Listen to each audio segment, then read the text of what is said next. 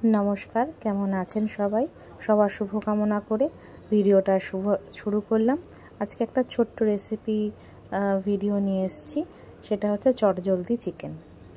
মানে আপনি এটাকে চিকেন কষাও বলতে পারেন, আবার অল্প ঝোলওয়ালা চিকেনও বলতে পারেন, সেটা আপনাদের ওপর। ওই খুব জলদি করে বানানো একটা চিকেন। তো তার জন্য আমি প্রথমে আলুগুলো খোসা ছাড়িয়ে কেটে নিচ্ছি। এবং আমাদের এখানকার এই আলুগুলোতে না খুব একটা ভালো টেস্ট হচ্ছে না, মানে একটু ভেতরে মানে ঝোল বা রসটা ভালো ঢুকছে না। তাই জন্য আমি আলুগুলোকে বেশ একটু ছোটো করেই কেটে নিয়েছি এবং কেটে ভালো করে ধুয়ে নিয়েছি। ধুয়ে রেখে দিয়েছিলাম।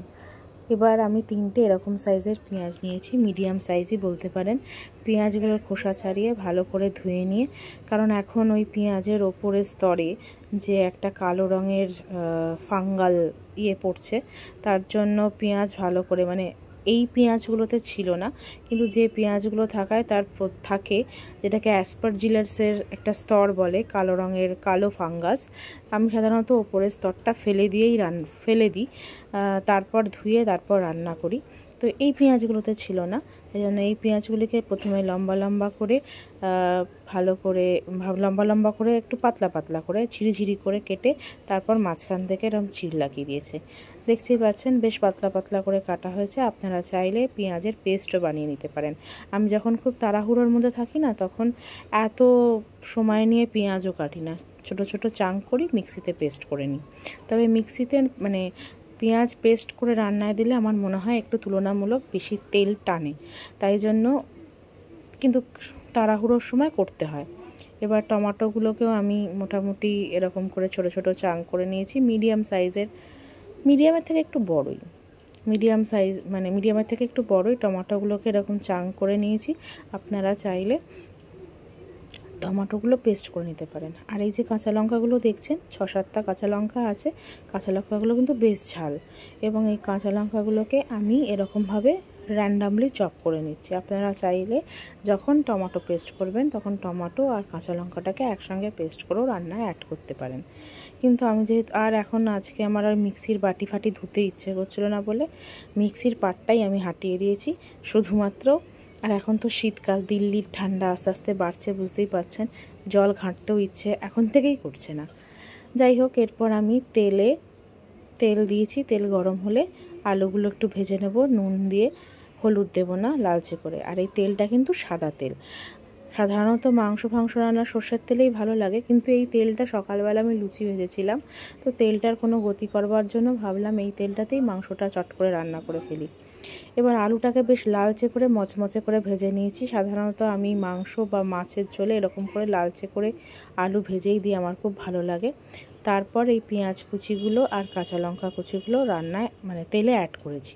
এই অবস্থায় কিন্তু আমি কোনো রকম নুন অ্যাড করব না, যাতে পেঁয়াজটা সগি টাইপের হয়ে যায়। আর প্রথম থেকেই আমি প্রায় ধরুন দুপুরবেলা এই 3-4টে নাগাদ আমি মাংসটাকে ধুয়ে পরিষ্কার করে আদা রসুনের পেস্ট মাখিয়ে রেখেছিলাম, এবং রান্নাটা আমি সন্ধেবেলা করছি, এই ধরুন সন্ধে 7-8টার সময়।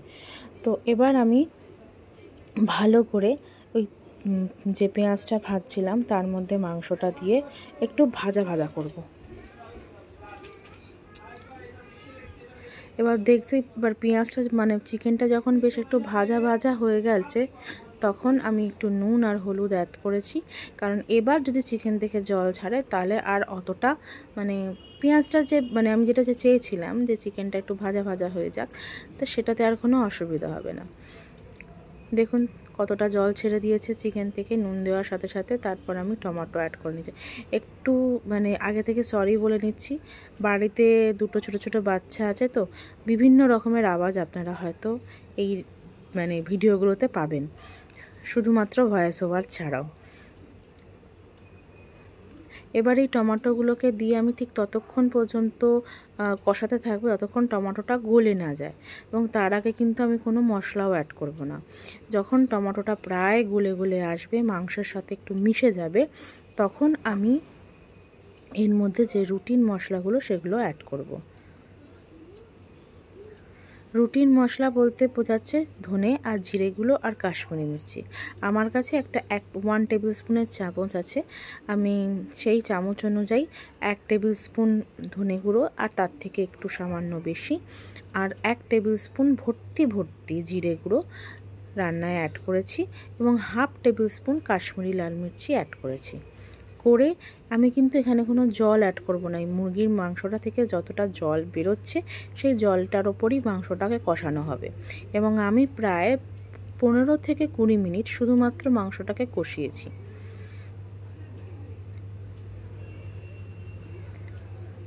আচ্ছা, আরেকটা কথা বলে দিই, আমার কোনো স্ট্যান্ড নেই মোবাইলের। আমি এই বিভিন্ন জায়গায় ছোটোখাটো জিনিস রেখে সাপোর্ট দিয়ে বা হাতে ধরেই রান্নাটা, মানে এক হাতে মোবাইল ধরা থাকে আর এক হাতে রান্না করতে থাকি, তাই জন্য একটু মনে হতে পারে এটা পড়ে যাচ্ছে ওটা পড়ে যাচ্ছে বা ক্যামেরাটা একটু এদিক ওদিক হয়ে যাচ্ছে, ঠিকমতো ফোকাস হচ্ছে না। একটু মানিয়ে গুছিয়ে নেবেন। স্ট্যান্ডের ব্যবস্থা খুব জলদি করার চেষ্টা করছি। এইভাবে আমি নাড়িয়ে চাড়িয়ে চিকেনটা খুব ভালো করে কষাবো যতক্ষণ না পর্যন্ত চিকেন থেকে খুব ভালো করে তেলটা ছেড়ে যায়।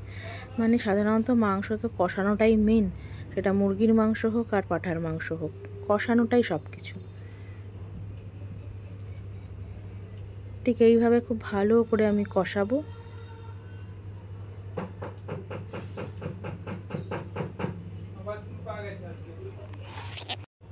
এবার ভালো করে আমি কষাতে থাকবো এবং মানে কষানোটাই সব থেকে মেন। মাংস যত কষবে তত বেশি টেস্ট হবে, এটা তো আমরা সবাই জানি, তাই আলাদা করে কিছু বলার নেই। আপনারা হয়তো আমার থেকেও বেশি রান্নায় এক্সপার্ট। আমি তো সাধারণত ঘরোয়া যেরকমভাবে রান্নাবান্না করি, যেভাবে খাবার দেখাই সেটাই আপনাদের দেখাচ্ছি। দেখেছেন ভালো করে কষানোর ফলে কতটা সুন্দর করে তেলটা ছেড়েছে। একটু ক্ষমা করে দেবেন, কারণ আমার বাড়িতে না কিছু শান্তিভাবে করা যায় না, শান্তিভাবে কাজ এরা করতে দেয় না। তারপর আমি একটুখানি জল অ্যাড করেছি, জাস্ট আলু, মানে খুব ডবকা ঝোল নয়, আমরা খুব একটা ডবকা ঝোল পছন্দ করি না।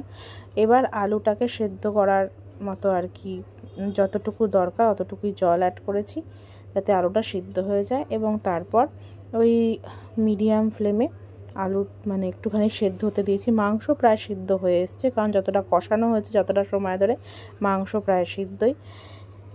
এবার শুধু আলুটাকে একটু সিদ্ধ করার পালা। একটু মিডিয়াম ফ্লেমে করে আলুটাকে সিদ্ধ করে নিয়েছি। দেখুন মাংস আমার তৈরি, প্রায় আলুও প্রায় সিদ্ধ হয়ে এসছে।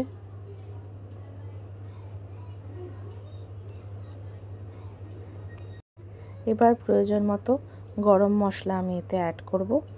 যার যতটা গরম মশলার ঝাঁঝ ভালো লাগে সে ততটা দেবেন, আমার যতটা ভালো লাগে অতটাই আমি দিয়েছি। নুন মিষ্টি কিন্তু আগে থেকেই আমি চেক করে সেই অনুযায়ী রান্না করেছি এবং রান্না আমার প্রায় কমপ্লিট। খুব একটা ঝোল আমি রাখিনি, মোটামুটি রুটি পরোটা দিয়ে খাওয়া বা অল্প ভাত দিয়ে খাওয়ার জন্য যতটুকু দরকার এই হচ্ছে ফাইনাল লুক। প্লিজ কেমন হয়েছে জানাবেন এবং ইগনোর দ্য আদার